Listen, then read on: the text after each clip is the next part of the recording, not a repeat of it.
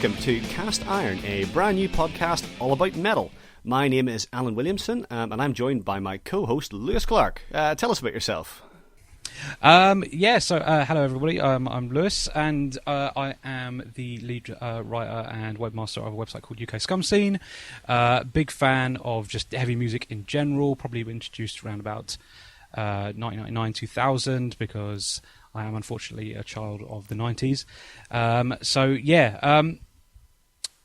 That's mainly my sort of thing. I do some other bits on the side, but they're video game related, and you don't need to hear about that. We're not allowed to talk about video games in this one. No, that's completely banned. I'm sure it will happen at some point, but for the time being... Yeah, for anybody expecting the Sonic the Hedgehog fan cast, we're very, very sorry to disappoint you. So I am Alan. I don't really do much related to music, so unfortunately you'll have to hear about my other endeavours. I am a freelance journalist. I am most famous as being the editor-in-chief of the video game culture magazine 5 out of 10, but I do a bit of music blogging at Split Screen, which I've been doing for about nearly 5 years. It's quite scary when you think about it. So, many months ago, Lewis approached me, too many months ago, and I'm sorry about that, it took a while to get going. And he, it's alright, we're busy, man. And he said, do you want to do a podcast about metal? And I said, yes. And that was it. And then we kind of let it gestate in our minds for a few months and had to think about what we wanted to do in the format of the show. So the format is, every episode we pick a metal album to discuss. Sometimes it'll be a classic, sometimes it might be something a bit more new, and one of us will pick an album for the other to listen to, hopefully something they haven't heard before, but not necessarily. And then we will talk about it, and we will probably disagree. And the first source of disagreement, and perhaps the last if we have a really big argument, is Iron Maiden's Powerslave. So Lewis, you're not an Iron Maiden fan, is that correct? That is correct. I mean, it's not that I'm not a fan. It's just I have an appreciation for the band. I appreciate what their influence on heavy metal in general, and their importance because they are quite an influential band.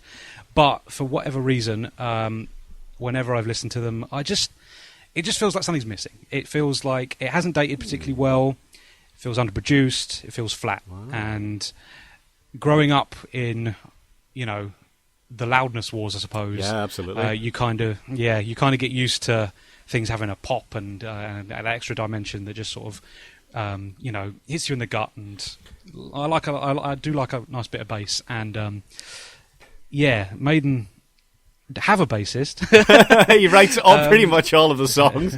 He's quite integral to the band. Yeah, but. He plays very high up the neck.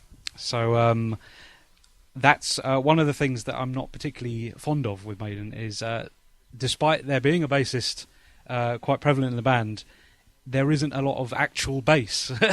Okay, so to give you a quick bit of background to the band, and I guess a bit of background to our musical histories, Lewis and I both got into heavy music around the time of kind of 99-2000, and that was the kind of emergence of new metal.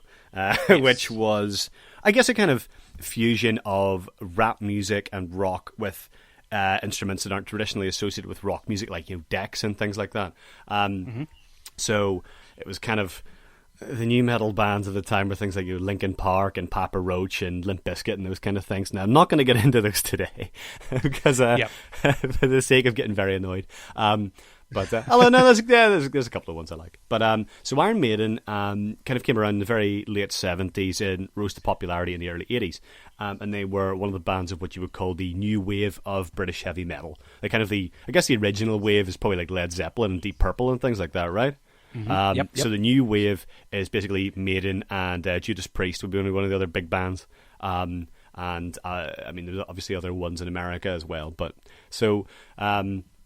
Maiden, their first really popular album was The Number of the Beast, which is the first one with the vocalist Bruce Dickinson, who then went on to do most of the vocals since then. And it was followed up by Peace of Mind and then Powerslave, which came out in 1984, I believe. Yes. 3rd of September 1984. I'm glad someone made a note. So this album is 2 years older than I am. Wow. So it's a 30-year-old album. But those three albums, your Number of the Beast, Peace of Mind, and Powerslave, or if you like, the kind of holy trinity of classic Maiden albums. And then after that, they got a bit synthy, and then they really went down the pan in the mid-90s. And then they had this kind of resurgence in the new millennium with Brave New World, which I might talk about briefly if we've got time. It's a good sort of comeback album after definitely. Bruce Dickinson came back. So because they are such an influential band and such a famous band, or perhaps notorious, depending on what your kind of musical background is, it's a really good band to get into because Maiden formed the influences of a lot of these genres. So I'm a big fan of like kind of Scandinavian melodic death metal, and it was basically an attempt to merge the music of Iron Maiden to Swedish folk music. And there's if you look in the liner notes and inspirations of most major, popular metal bands like your kind of Triviums and Killswitch Engage, those kind of bands, they're all big Iron Maiden fans, all of them. And that's either because they're really good or terribly overrated, which we're going to get to the bottom of here. So Powerslave is the third one of that, and it's really hard to pick one of those classic albums because there's always people who'll go, oh yeah, Number of the Beast, which is kind of like if you're a Metallica fan, go, Black Album, mate, the Black Album. It's like, no, pick an album, pick one that you actually like. Don't just pick the popular one. If we're going to talk Metallica, then I'm heavly on the side of the first four albums because those are metal albums, and the Black Album is a rock album. I really like it actually. But again, that's a conversation for another time. I have a feeling we're going to have several episodes to get out of this. So Iron Maiden were kind of at the height of their powers in the mid-1980s. They were very famous for kind of doing really big arena tours. And this album, I think it was called the World Slavery Tour. And this is a big 1-2 hour tour that was so popular among their fans and so famous that they actually did it again a few years ago. So they kind of brought back the World Slavery Tour for their new audience of people like you and I who weren't around in the 80s, who were still sperms and eggs back then. Yep. So yeah, with all these kind of classic Maiden albums, there's the songs you really like, so the really famous ones, like everybody's heard kind of, I don't know, Run to the Hills, 2 Minutes to Midnight, Hallowed Be Now the Name, and those kind of stuff. And then there's all the cruft in the middle that you forget about when you come back to these classic albums. And I was so delighted to find out that I didn't really think there was much cruft in this one. So I guess, without any further ado, we should get into the first track, which is Aces High.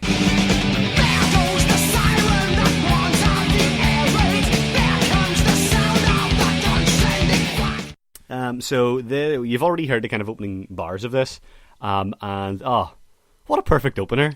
Like this was actually I was kind of trying to cast my mind back to the 90s whenever I was on Kazaa downloading individual rock songs. Yeah, you remember Kazaa and Morpheus and Napster, LimeWire, and things like that. Yep. Yeah, but Aces High was probably the first Iron Maiden track I really liked because I did the whole downloaded Run to the Hills, and I really don't like Run to the Hills. I still don't like it as a song. And I think, I don't think those songs are as easy to get into as this one, which is your kind of classic Maiden tracks in a lot of ways. First of all, it's got the usual kind of dual guitar riff where Adrian Smith and Dave Murray are kind of fighting each other with their guitars constantly. Yep. And it's got that kind of classic Maiden gallop that sounds a bit like Machine Gun Fire. Yeah, that is something that I continue to like throughout this album, actually. The galloping riffs are something I'm really, really into. It's reminiscent of thrash, so yeah. I mean, a big pull for me. What interests me about Iron Maiden is I always thought they had a kind of a punky influence to them, right? And you notice it much more in their less good 90 albums, especially like so if you listen to something like Be Quick or Be Dead or Fear of the Dark, Bruce Dickinson's voice goes from the operatic singing that characterizes this album into a more kind of raspy, kind of more Johnny Rotten style of delivery. Yeah. But they've always had that kind of slight punkishness to them. But Aces High is it's a very stereotypical Maiden track. They're very famous for doing a lot of songs about war and about the Second World War. And I think, they've got a lot of influences from kind of classic British literature as well. And obviously because they're very much a British band that sing a lot about British issues. They do get involved with stuff like Aces High's a song about the Battle of Britain. Yep. And they do other songs like they get Tail Gunner. Pretty much every Maiden album has a song about some kind of war on it, whether that's the Trooper off Peace of Mind, or off their later albums you get things like Passchendaele, or even the album A Matter of Life and Death. It's pretty much a whole collection of war songs. Right, yeah. So this is like the most stereotypical Iron Maiden song ever, and that's really quite like it, and I like it because it's got the galloping riffs and it's got the kind of soaring solos, but also because it's got that slight tinge of cheese to it. And I wondered if this is what you didn't like about Iron Maiden, is that they're really quite cheesy, but I really love it. I love that it's just so like the vocals are so kind of howly, and in Bruce Dickinson's nickname, of course, is the air raid siren. Oh, right. That's his kind of nickname. So and you can it probably is the perfect fit for Aces High. Yeah. No, I mean, I've got to say, I really do like Aces High as a song. Composition-wise, I think it's incredible. It's some amazing riffs. The chorus is absolutely fantastic, and to the point where I did some further sort of background listening, and I went and watched some of the most recent DVD. What's the latest one on Vivo? Is it the latest one? It might or? be. Okay. It's definitely somewhere. I think it's like a Brazilian show or something like that. And they come out to Aces High, and the pop in the chorus is just phenomenal. I like when that's one of my guilty pleasures, actually, is listening to the entire crowd sing back a chorus. It gives me shivers. It's absolutely fantastic to hear.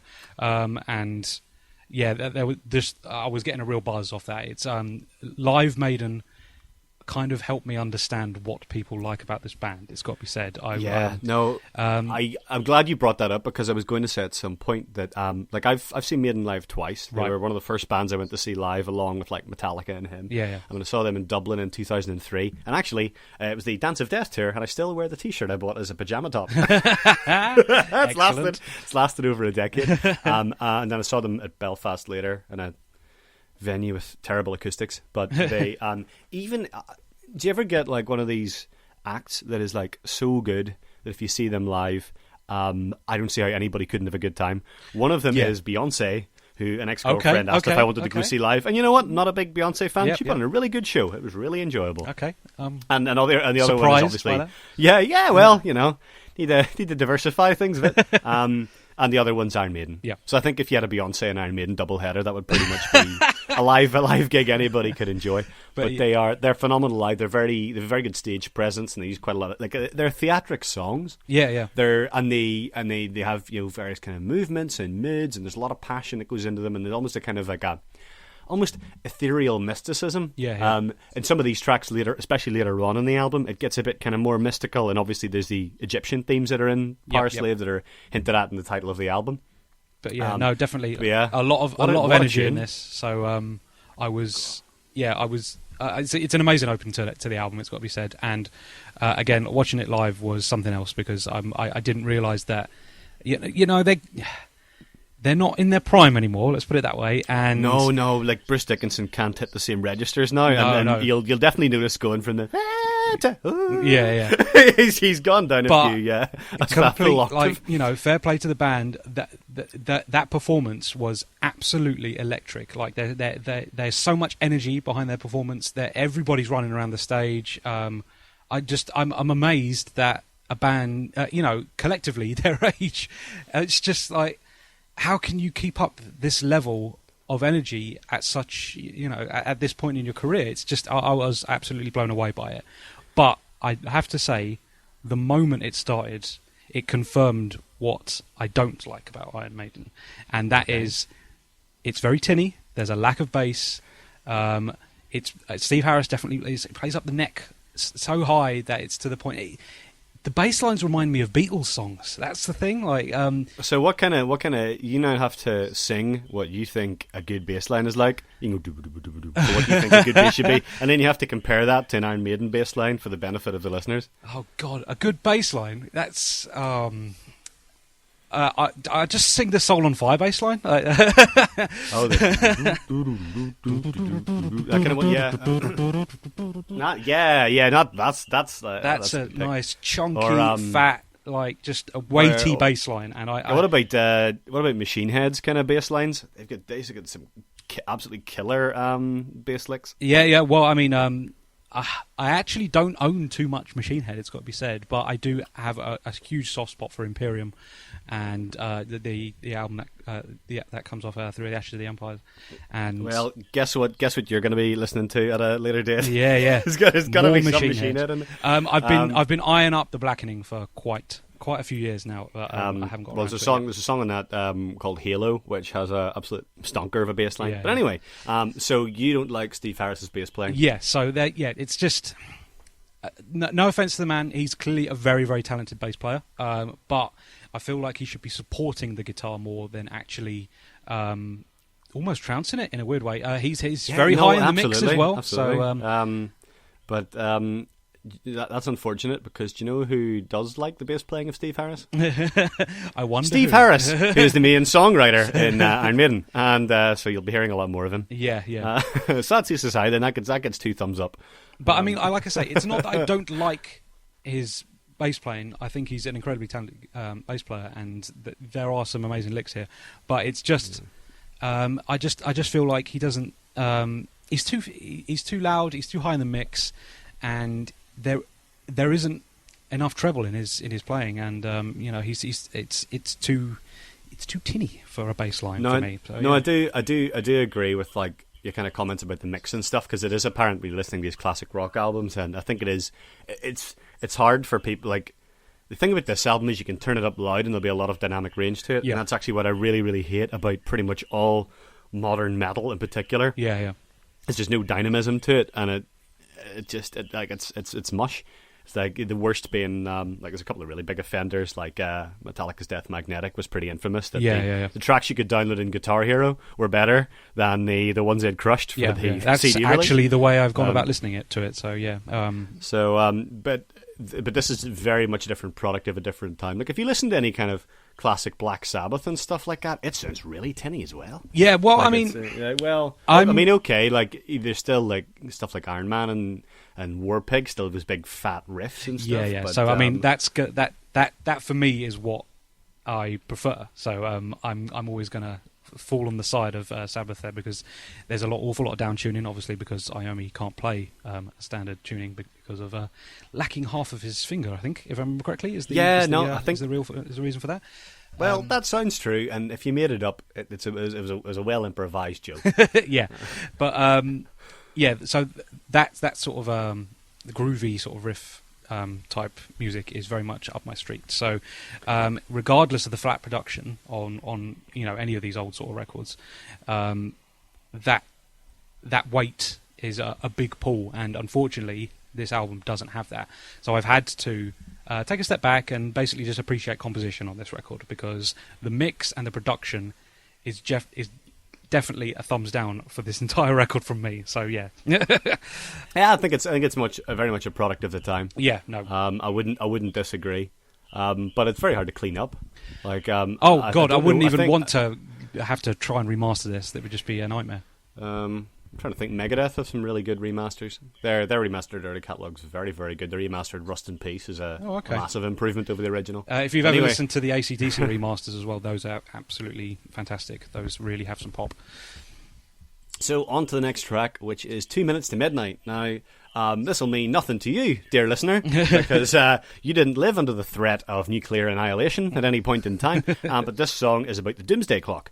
And I'm not even going to Wikipedia this. I'm going to try and figure it out in my head. So there was some kind of international nuclear organisation, and they had this Doomsday Clock. And the closer the minutes were to midnight, it was kind of like those American terror alerts. Right. So if it was 1 minute to midnight, they were like, there's going to be a nuclear war between the United States and the Soviet Union immediately. And midnight would essentially be, I don't know, the last hour. So 2 minutes to midnight is basically a song about the futility of nuclear war and the Cold War and all that kind of stuff. Okay. Which is interesting, because Iron Maiden are kind of a bunch of Tories, so you'd think they'd be like kind of pro military. Maybe that's where it comes across in the military songs. Now, I think that this might have been your favourite track. You're wrong. Oh, well, that's 0 for 1. Who's keeping score? But okay, so the reason I thought you would really like it is because I thought you would particularly like the big chunky riff that goes the whole way through the song.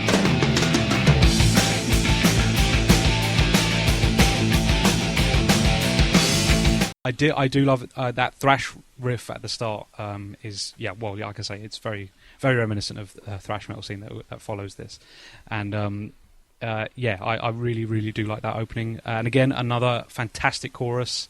But the only thing with this song in particular is fatigue sets in. It's too long. Yeah, it's too long. That's the thing. It feels like it doesn't have enough ideas for its length. And I agree. It's a good 2 minutes too long. Yeah. 2 minutes too long. Well, there we go. That's correct the song title, Bruce. That's what needs to happen there. But no, I've listened to this album about 20, 30 times, but I went out for a run just before we did this podcast, and I got to 2 minutes to midnight, and I was like, oh my god, like I can't get to my phone to change the track, and it's way too long. Yeah, yep. It's a good song. It's kind of it's a Maiden classic. It's the kind of thing that we play live all the time. Yeah. But for probably just because of my foibles, I don't always find those that interesting. Like I said, I'm not a big fan of Run to the Hills. I'm not a big fan of the song Number of the Beast. So there's quite a few that I find quite, tedious. Like, or Bring Your Daughter to the Slaughter is kind of the ultimate Maiden plotter that people used to put on mixtapes for you. And this one fits into the same category as me. Yep. Bit too slow, and it kind of brings you down a bit after Aces High. No, I feel similar. But I've got to say, the majority of the song I actually did very much enjoy. It's just like I say, fatigue sets in like in the last couple of minutes, and it just feels like it probably could have snipped itself off a little bit too, a little bit earlier on, and that also becomes a bit of a recurring theme for me. I think. Well, I'm kind of.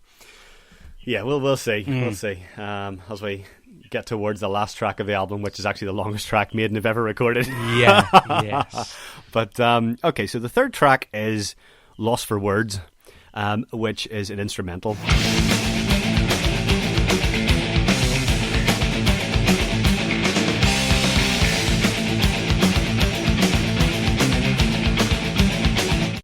Now, there's one thing I love about this song, and it is the sheer balls of it. And what I really don't like about new rock albums is that throwaway opening track you get. Yeah. Where it's like 2 minutes of twiddly-twee, and then it kind of ducks into the first song. Yep. And every time you listen to the album, you just skip that first track because it's rubbish. Yeah. There's very few opening tracks that wouldn't be better just bolted on to the second song, which is essentially the first one. Yeah. No, I understand that. Did you ever listen to the Mars Volta? I haven't, unfortunately. Okay, well, their first album's called Deloused in the Comatorium, and it's one of these ones with a notorious song. Like, it's sort of, they've got a wee twiddly intro. Yep. And the intro's really good, but because you never get a good gapless music player, it just ruins the introduction to the song. Right. So what I love about this is Iron Maiden, 2 tracks into their album, they go, fancy wee instrumental jam, lads, and they'll go, fuck it, yeah, come on. and I love that, and also love that, I love it because it's quite you can tell they're having a really fun time in this album, especially Nico McBrain, the drummer, is a really underrated drummer. He really hammers the hell out of it, but he's always having a really good time, and I think he does count in the beginning of this, if I remember correctly. Yes, he does. But actually, I wondered who that was. Actually, I've got. To say. Yeah, no, that's him going. Kind of coming from the abyss in the back. But it's whenever you listen to a song like this, it just reminds me that most band solos are Maiden's riffs. Right. Okay. Or like that. Those kind of. Yeah. No, that's a very fair point. There is quite a lot of that on this. That's pretty much the entire album in 15 seconds. But you get those are the kind of things people would incorporate in solos, whereas Maiden don't. And Adrian Smith's very famous for his kind of wailing legato kind of style of solo. He's very like it's really fluid. Yeah. It's kind of liquid quality to playing the guitar. It's very different, obviously, compared to like contemporary bands from America like Metallica and Slayer and Megadeth, which is a much more choppy, especially like Dave Mustaine does very kind of staccato solos. Very technically intricate. Yep. Where Smith's always a bit more kind of. So didn't like this one then?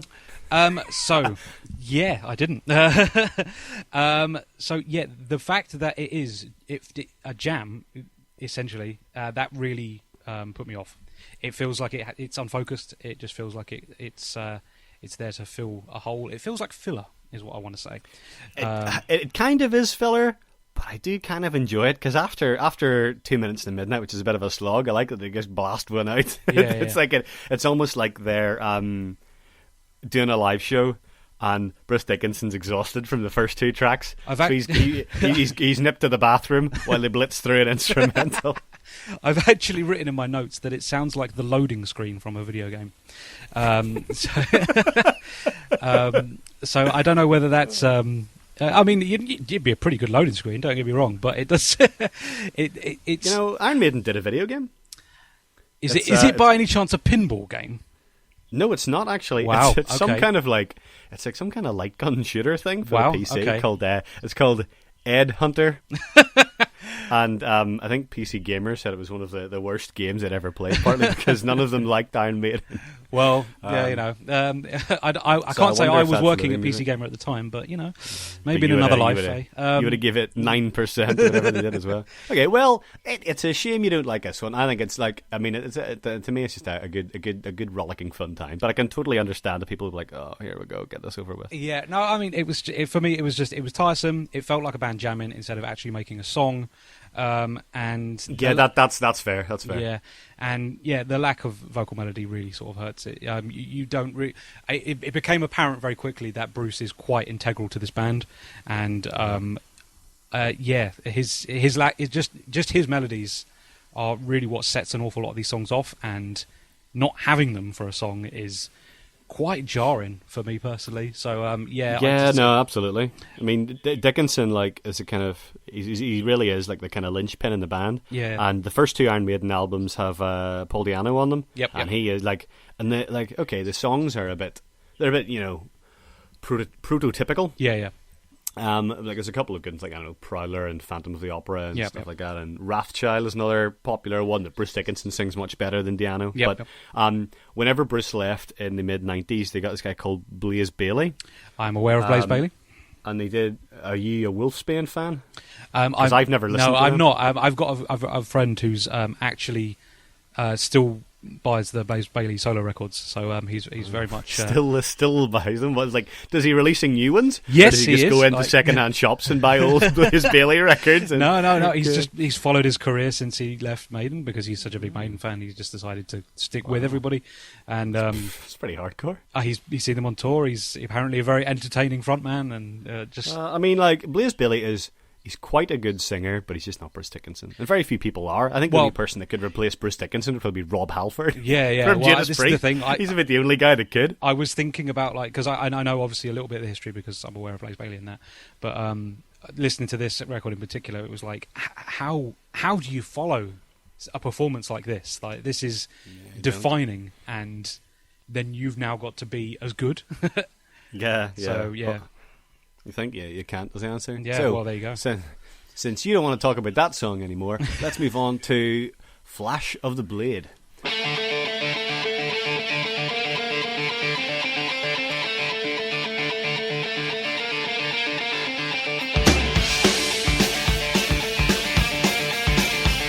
Now, this one, I absolutely love the opening lick too. I think it's just pure 80s NWOB HM goodness. Right. Really, really good lick. And it's okay because it's a shorter song. It's less purposeful than some of the others. Like, it doesn't have as much of a good kind of narrative compared to something like this. I mean, this is what I've actually later tracks. I've mentioned this. I say that this song doesn't really have any defining moments. I love the chorus though. I do think was it "One Man and His Honor" or something is the line at the end of the chorus is just really, really powerful, really good vocal harmony. I've actually written that I thought the chorus was pretty unmemorable. So I know. Well, you'll die as you live by the flash of the blade. Alan, no. I can't just spend the entire time quoting Maiden lyrics. I'll get away with it. But I think it's a really good track. Like, it wouldn't be one that would make the mix CD to woo the person of your dreams. But it's good. But it's a good song. It's a good song. It's quite from what I understand, it's quite a regular set list. Inclusion from what I think like I don't think I would. I would be quite surprised if I heard this one live. Like Flash of the Blade. Really? Okay. Yeah. No. Because absolutely. I was aware of Flash of the Blade, so I mean I'd heard it prior. So I think it's probably because they did this World Slavery tour, the World Slavery Retour, which might have been the one that you watched in Vivo. Right. Okay. Because it opened with Aces High, makes me think that. Yeah. And that is possibly why you've heard Flash of the Blade, because they kind of re-promoted Powerslave again. That's fair. Okay. Yeah, but it's a fun track. I wouldn't skip it. I wouldn't skip it. I would skip 2 Minutes to Midnight, but I wouldn't skip Flash of the Blade. Okay, any other comment? I mean, yeah, I just like I say, I didn't feel like there was any moments that really sort of like define this. Like there's a lot of really particular riffs and things on some of the previous songs that that are very synonymous with those songs. But whereas this track, while there's nothing particularly wrong with it per se, it just sort of went by and felt a bit uneventful. I think that's fair, and there's certainly like the other one that does that for me is Back in the Village, which you probably felt the same as well. Yes. Maybe. But anyway, enough about that one. So the next track is The Duelists.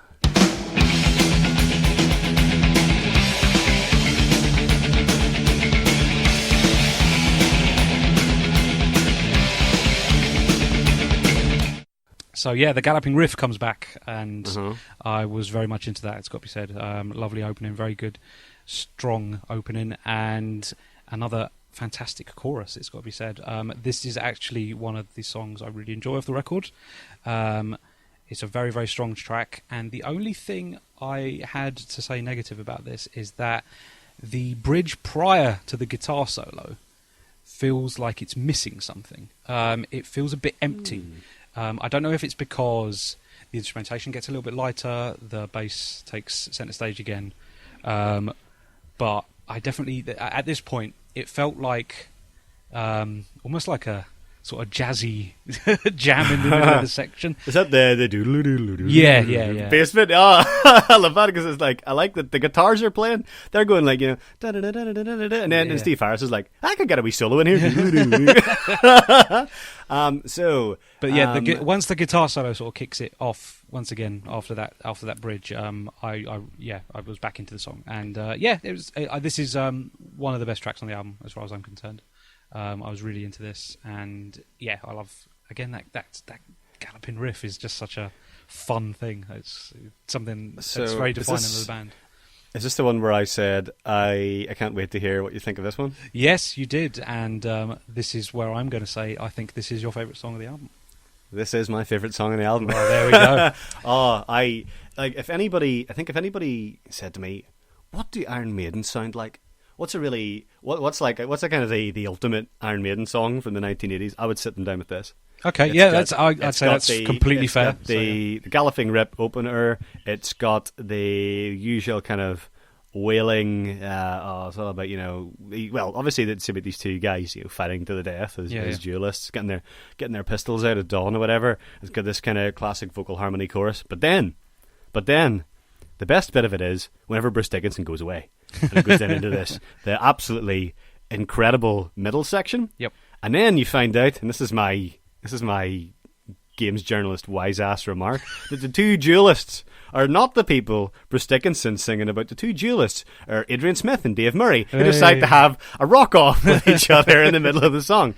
And that's what I really, really love about those Maiden songs, is that two-part guitar harmony. Is just something about it really resonates with me. I find it really beautiful. I don't know. I just it's one of these things where which you get in your head, that feels right. Yeah. That feels really, really good. And I think if you don't like that kind of a sound, then you probably won't like Iron Maiden, because that is the Maiden sound. Yeah. Well, I mean, you don't get that with a lot of other bands. I have absolutely no beef with Iron Maiden. I think no beef. Well, yeah, I have no quarrel with you. In fact, that's the thing I would like to hear more of, because it's a lot lower in the mix, and it feels like an awful lot of the time Steve Harris is drowning it out. And this song in particular, like you say, lovely dual melodies, and they're sitting at the back of the room, and I want to hear them. It's me. I've got a bass. Bloody Steve Harris. You can fuck off, mate. But my absolute favourite part of this track is whenever they get to the end of the solos. Yep. And then it kind of patters down a bit, and then it just goes doof, doof, doof, doof. And you go bum, bum, bum, bum, and it rips in. That's the epicenter of the album. It's just that's so good. And then Bruce Dickinson comes in again, like, oh yeah, I forgot about you. I forgot you were even here. And I think that to me is kind of a testament to the power of how good that track is. That you don't even miss Bruce, as opposed to track 3 where you do. Yeah. You miss him. He's notable by his absence. In this one, he isn't. Yep. And it really gives the rest of the band a chance to shine. And McBrain goes in, which I thought was a brilliant name for a drummer, Nico McBrain. he just sounds, and also he looks like a guy that's just gonna hammer the fuck out of the drums. Oh yeah. No, he looks like he's been hammered in the face quite a bit. He's got a lovely big forehead. So have we got to your favourite track in the album yet? We passed it, or is it very, very what? beginning. Oh, is this how your favourite? It is. Okay, fair enough. No, right, I really like Aces High, and in fact, the first time I ever heard Aces High was Children of Bodom. They do a very, very good cover of it, and so that was my introduction, I suppose, to this record. Really. Well, there you go. There you go. So, moving on from the Duelists. We've got Back in the Village, which is probably my least favourite track in the album, I think. Yeah, I've actually got the least amount of notes for this, and one of the leading ones is the chorus is annoying.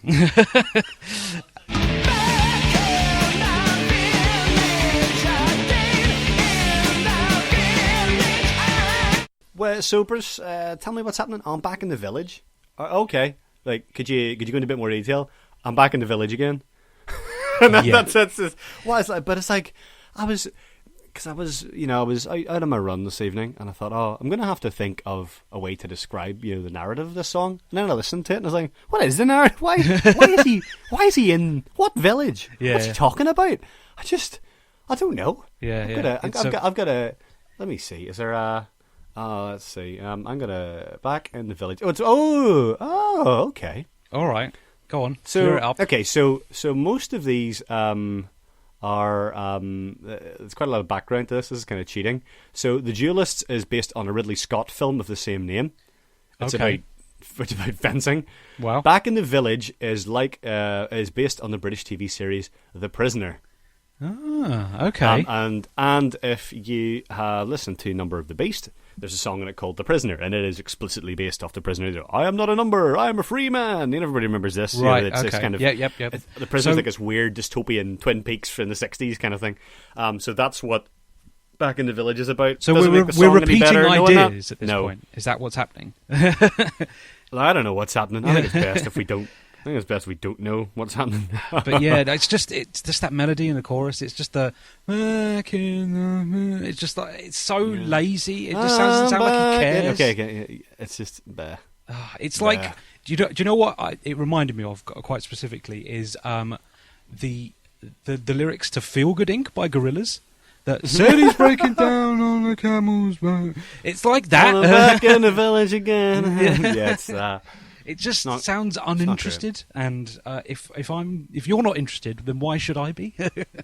So yeah, this I don't know. The chorus really bugged me in particular, and it just didn't feel like there was anything particularly special about this song at all. I mean, I said earlier that Lost for Words felt like filler. This is filler with vocals. Yeah, this to me is if there was any track in the album I would say was filler. Absolutely, yes, absolutely. Yeah. Back in the Village. So now we move on to a track that is probably not filler because it's also the title track. Yep. Which is Powerslave, as I pronounce it, or as Bruce Dickinson pronounced it, Powerslave. Because I am Northern Irish, and only I would pick an album whose title I can't pronounce for the first episode of it. It's Powerslave. So, tell me why.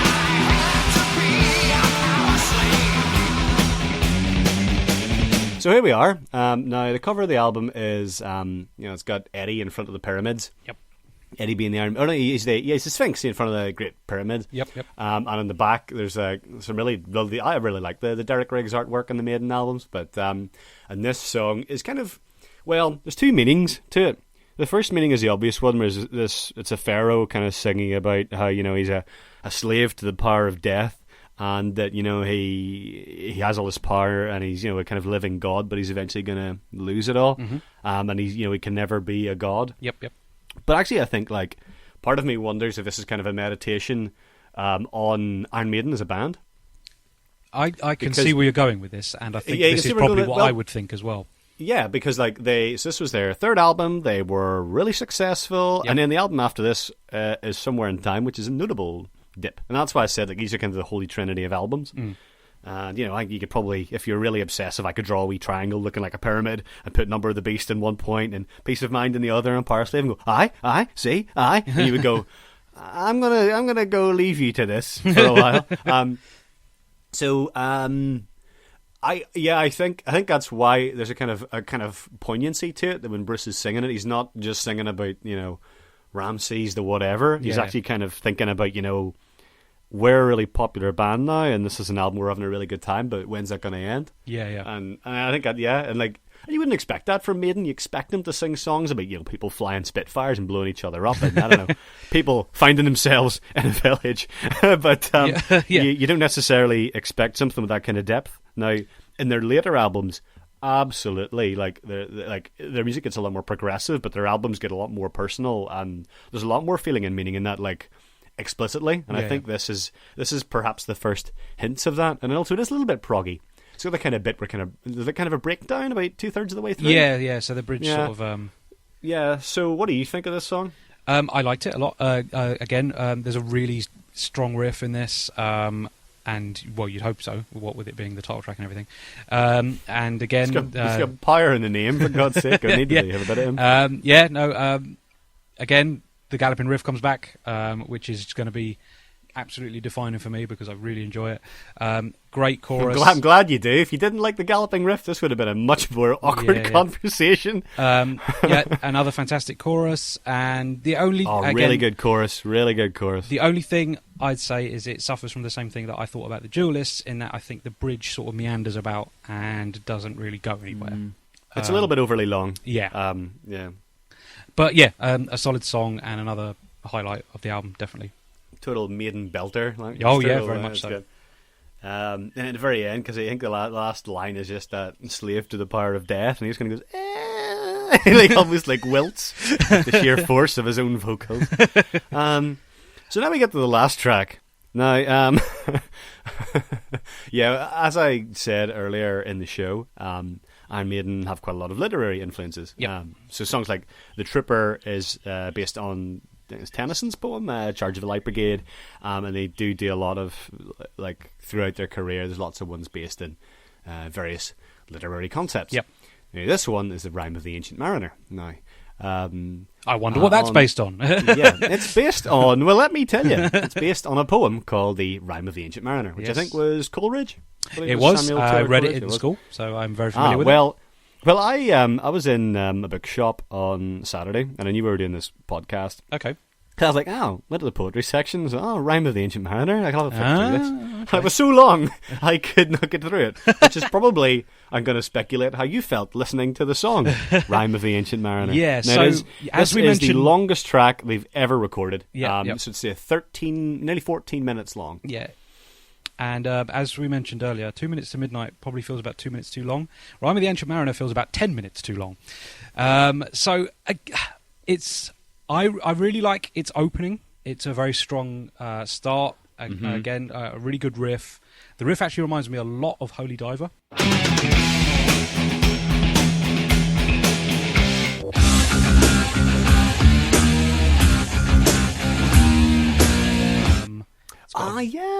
Very, very similar in its nature. So one of my favourite songs. So I really enjoyed that about it. But then it tails off, and it has this moment where it breaks down, and there's a little monologue, which is obviously based on the poem. And while it's nice, it's obviously trying to build some atmospherics. I have nothing against long songs in general, as long as they make it worth your time. If a song is overly long, for the sake of being long, because an awful lot that happens quite a lot, then that kind of gets on my nerves a bit. And this definitely has that. It gets a bit like I say, the fatigue sets in during that breakdown and a lot of that monologue. But it does come back quite strong. There's another fantastic riff in the last section, about the last third of the song. It's very, very strong. I really like... like I say, I really like those melodies. But yeah, it's just... There is no reason... so long to get there? Yeah, there's no reason for it to take that long to get there. And if you truncated this song to, I don't know, 5 minutes, it would be possibly the best song on the album. Because the two parts together... Again, it's very progressive as well. So I like the fact that it doesn't return to a chorus melody. It's there are two very distinct, defining parts, and they do not return to any previous melodies. And it's a really, really well written couple of sections. It's just a shame that that great big slab in the middle of the song is so sort of boring and just very meandering and just doesn't know what it wants to do. So I guess two things. First of all, if you don't like long songs that outstay their welcome, you're really not going to enjoy the Dream Theater episode of this podcast because their albums are just one big long song.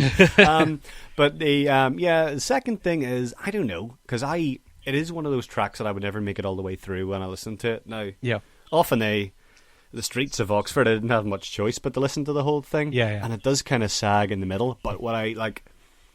It's not as bad as I remember. Yeah. It's a bit of a backhanded compliment, but the bit whenever it... So you've kind of got the opening bit with the riff, it's kind of like a sea shanty kind of a song. Yeah. That's a great riff. But then it breaks into this much faster riff in the end of the first section, and I really like that bit, and I really like the pace of it gathering, because the whole...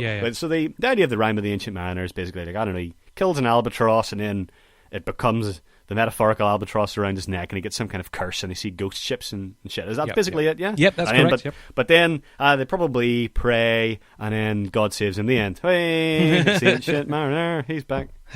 Well, he wasn't the ancient at the time, he was probably the middle age. Rime of the middle-aged mariner isn't quite as catchy as Shane. So the song obviously doesn't just follow the story of the poem, it also follows the kind of form and meter of it. And that's why you get this kind of long, ethereal ghost section in the middle. And then there's a bit where Bruce does the incredibly high-pitched, I guess the word rain or something. And it's like, I can't do it. Just imagine that. We bit higher pitch. Imagine I'd just been punched in the nuts and then did that bit. It's fine. I'll pitch shift you after this, and then you'll. Okay. Oh no. I'm not looking forward to hearing the playback of that. But then it breaks into like a really, really great solo and stuff. But then what I don't like about it is, it then goes back to the original, and I didn't like that it went back to the form of the start again. I kind of would have liked if they had just left that behind and finished it off there. So it goes too long, like I say, I did, in the middle. I did like that progression, so that's a... I like the riff. I just felt like would kind of hurt it. Already. No. Like you say, that's a very fair point, and I do. Again, it's that progression that really sold this song for me. So like I say, the returning of that galloping riff again is just a bit of a shame, really, because it felt like they were better than that at this point in the song. So but apart from that, like it's kind of it's an iconic track, and it sets it. They never really did tracks as long as this again. But, No. They do ones like "Hallowed Be Thy Name" is a long song. "Fear of the Dark" is a long song. And then "Brave New World" is a whole heap of long songs, including a 10-minuter. Which goes from the galloping horses across the desert to like this galloping camel across the desert, and you need to hear it. Okay. But this kind of marks the point where they do get a little bit proggy, and you like, especially in the album Seventh Son of the Seventh Son, it has some big proggy elements to it, and this is kind of the genesis of that. So it's an interesting historical track, and it's quite fun. But if you had the album on loop, it would definitely be you would get halfway through it, and then it would get to the slow bit, and then you would skip it. You would quickly lose interest, I think, by this point. But again, it's not it's not the worst closer to an album by any stretch of the imagination, but it does sound certainly not the best. Yeah. It's not. Well, that's it. Whenever Iron Maiden kind of set the bar for album closers with "Hallowed Be Thy Name," which I still think is probably one of the best, if not the best, heavy metal songs ever written. Yeah. It's just like absolutely incredible. Go listen to that. But and if you've never listened to this album before, instead of listening to Rime of the Ancient Mariner, listen to that instead, because it's a stone cold classic. But yeah, and that's Powerslave. The end. So what's your kind of overall impressions? So you went into this not being a massive Maiden fan. Has this converted you, or do you feel vindicated? It hasn't converted me, but I have learnt to. I have an appreciation for it, and I definitely feel like there are some absolutely great songs on here. Their composition is fantastic. They're clearly they're clearly very well written. Songwriting is very fantastic amongst Iron Maiden's plethora of musicians, and it's not a bad album by any stretch of the imagination. In the way it's made, but the mix and the production really lets me down, and just because it's so light in a weird way, it feels like it doesn't have the power that should be behind it. And that was, again, like I say, when I watched the live footage, I realised exactly that basically confirmed that opinion. It was Iron Maiden live. I can see why you'd want to go and see Iron Maiden live, because it's just electric. There's so much more power, and we haven't mentioned it yet, but despite I think Powerslave is the first album with the current lineup of musicians, bar one guitarist. So Iron Maiden have three guitarists when they perform live, and that probably helps them quite a bit, because Yannick can obviously carry a lot of the bass as well. Because what happened was Bruce Dickinson left and Dave Murray left as well. Yep. I think it was Dave Murray left, and then so they hired Yannick Gers, and then whenever Bruce and Dave returned for Brave New World, they kept Yannick, and that's why they have three now. And I very handy. Yeah, well, I mean, it's strange, because obviously that's just a product of, well, it's almost accidental in a weird way, but it works so well, and it really sets off Aces High, and it's just I was just really surprised at how much more powerful that band sounded in a live environment, and I think I'd put money on it that Yannick definitely adds something to this album, especially in a live environment. So like I say, it's definitely a decent record. I feel it's overly long sometimes. It definitely feels like the ideas run short, and then the songs continue for a little bit too much. And the other thing I haven't mentioned as well is we were talking a little bit about Nico and his drumming, but there's an awful lot of passages where Nico is just ride, snare, ride, snare, ride, snare, ride, snare, and it's just exhausting. It's so uneventful and dull, and it's like the main drum pattern on the album, and that I've seen his kit and I've seen him play live, and he's using like a third of it. There is no need for that man to have that much kit for what he is doing, and this really sort of drove that home. I was a little bit like, okay, perhaps mix it up a little bit, Nico, because it does get a little bit tiresome at some places.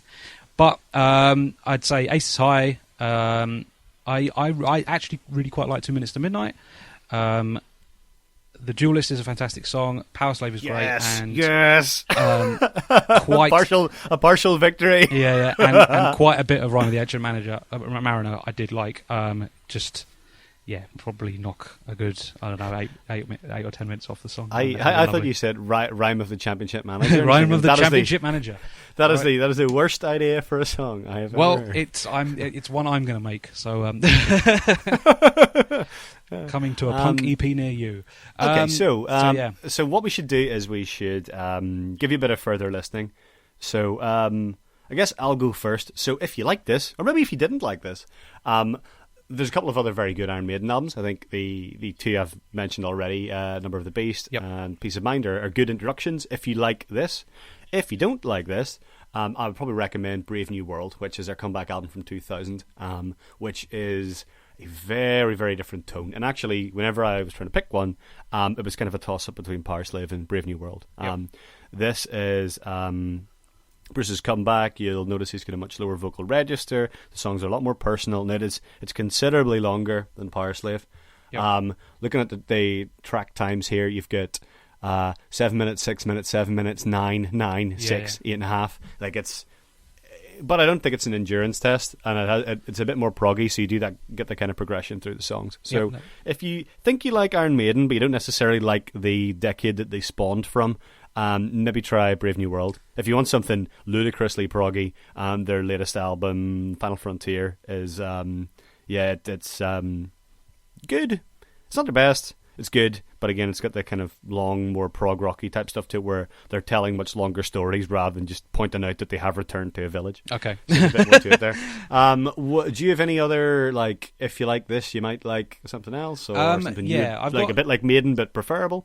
I've got two recommendations actually. So I'm going to go for a very obvious one, and I definitely feel that there's an awful lot of thrash in this, and I'm going to recommend a thrash album. I'm a big fan of fun records. I like a bit of daft. I like a bit of silly. I like to hear a band enjoying themselves, which is what happens quite a lot on Powerslave. So I am going to recommend Kill 'Em All by Metallica, because it's definitely the band having the most fun by any means. There's an awful lot of great riffs, some fantastic songs, and it's definitely a child of Maiden. It definitely has. It's a similar era, definitely. Yeah. Right, when was Kill 'Em All? Or it was probably before Powerslave, wasn't before Maiden, but let's find out. Kill 'Em All. Okay. 83. So actually, came out same. So Powerslave was 84. So very, very similar time. Yeah. But I mean, you can't deny that Metallica are obviously very heavily influenced by Maiden, and whether or not they agree to it, as they have often taken the piss quite a bit. In fact, if I remember correctly, there's a song off Garage Inc., one of the covers, and during the final, basically the song ends, and then Kirk starts playing the riff from Run to the Hills, but out of key. And if I remember correctly, Maiden even responded to that in one of their B-sides, so they also take a Metallica riff and play that out at key. There's a bit of fun between the two bands, and there's definitely a similar thread of metal history running through those records. And the other record I like to recommend is a more of a modern one, and this is again because it's fun and it totally has Maiden running through it. I'm really, really into a band called Hospital of Death. Now, Hospital of Death did not last particularly long. They did 2 records, but they made some fantastically stupid thrash songs, incredibly catchy, but the concepts for them are all absolutely daft or based on existing things and just played to absolute stupid levels. Their first album is called Beer, Bitches and Blood, and it's so much fun, and there's a huge Iron Maiden influence running through it. The first track, Down That Hatch, is based on The Trapdoor. They've got a song called Ooh, That's It, which is based on Dawn of the Dead. It's just stupid. And the closing song is a track called White the Lightning. And oh my, that's beautiful. So, and it's completely free to download. You can still get it via Mediafire links and things online. The band shared it via torrents and things, completely free of charge, and it's legal to download. So I would highly recommend it, and it's a huge amount of fun. So yeah, I'm going to get fired into those. I've written down beer, bitches, and blood. It's a bit unfortunate. But let's... Well, I guess if you're in the Hospital of Death, you may as well crack open a beer. Then their name as well is actually influenced by Stormtroopers of Death, so that's what they're riffing on there as well. So okay. So there's one thing left, which is what's next. What have you got in store for the next episode? Because it's your pick. Yep. So it's my pick after Alan decided to start things off. I am going to go with "The Trees Are Dead and Dried Out. Wait for Something Wild" by Sixth. Wow, I haven't heard that one. That's going to be fun. That'll be good fun then. So this, we've been talking about prog. Well, Sixth are pretty, pretty high up the spectrum of mental prog bands. So this is I suppose it's pretty proto-tech metal. A very influential record. The band reformed last year, and their debut album is an absolute. Just one of the most defining albums of my listening.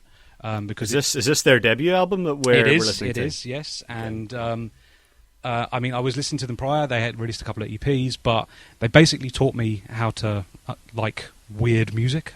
Because up until this point, I was listening to things like new metal, so Limp Bizkit and Korn and stuff like that. So if you have not enjoyed this podcast, don't complain to us. Please send your complaints to the band Sixth. But yes, I think that'll be a fun introduction into tech metal, which is obviously a pretty popular modern subgenre of metal now. People are gonna die after listening to these first two albums. They'll be like, "Oh, Iron Maiden, this was awful. I'll give them another chance." And wait, so here's some nice technical metal for you. It's all right. It's all right. My choice afterwards is going to be the Venga Boys or something. So we'll have a look. But yeah, you can find us on Twitter at Cast Iron Show. You can find us at castironshow.co.uk. That's right, isn't it? That is correct. That's good. We haven't been going that long. And you can also like us on Facebook. If you enjoyed the show, please recommend it to your friends. Don't forget to subscribe on iTunes and leave us a review, because we'll read them all. Even if you leave a negative comment, we'll still like that you cared enough to comment. So please do.